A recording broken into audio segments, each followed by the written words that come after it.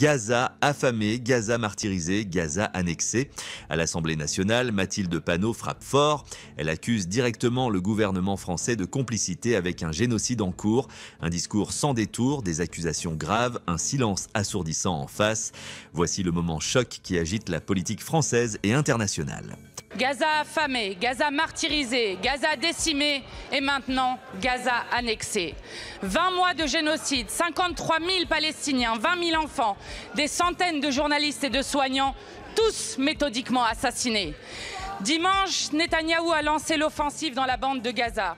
Son but, déporter le peuple palestinien.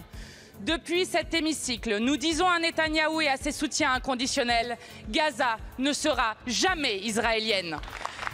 Des Palestiniens transformés en squelettes par une famine utilisée comme arme de guerre, les hôpitaux rasés, l'horreur d'un nettoyage ethnique.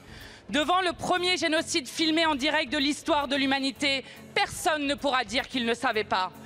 Des voix s'élèvent de plus en plus nombreuses, mais monsieur le Premier ministre, les mots n'arrêtent pas un génocide.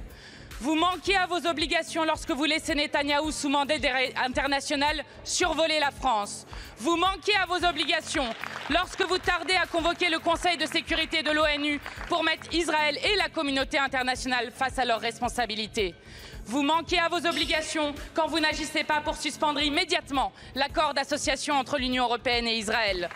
Vous manquez à vos obligations quand vous refusez d'interdire les exportations d'armes. Ces obligations sont pourtant les vôtres, au titre de la Convention pour la prévention et la répression du crime de génocide. La France et l'Europe sont responsables. Ne prendre aucune sanction, c'est se rendre complice. À Gaza, monsieur le Premier ministre, la mort est partout. Cette mort hantera à jamais la conscience de ceux qui pouvaient agir, mais qui, par lâcheté et complicité, n'auront rien fait. Monsieur le Premier ministre, comptez-vous reconnaître l'État de Palestine lorsqu'il n'y aura plus de Palestiniens ?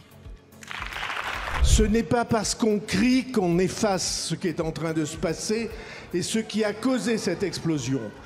Et nous tenons comme un honneur pour le gouvernement français d'être absolument ferme dans la condamnation, absolument déterminé à aller à la reconnaissance dans le cadre de 2 États et de ne jamais oublier ceux qui ont provoqué la situation que nous dénonçons tous ensemble. Monsieur le Premier ministre, aucun crime de guerre ne pourra jamais justifier d'autres crimes, et y compris le crime de génocide. Aucun. La France doit cesser d'être complice du génocide palestinien. Quand agirez-vous ? Quand arrêterez-vous de regarder Gaza mourir ? Merci. Quand agirez-vous? Quand arrêterez-vous de regarder? Ces mots résonnent comme un cri d'alarme. Si vous estimez que la France doit agir, partagez cette vidéo et dites-nous en commentaire, la France est-elle complice ou impuissante? Abonnez-vous pour plus de décryptage politique sans filtre.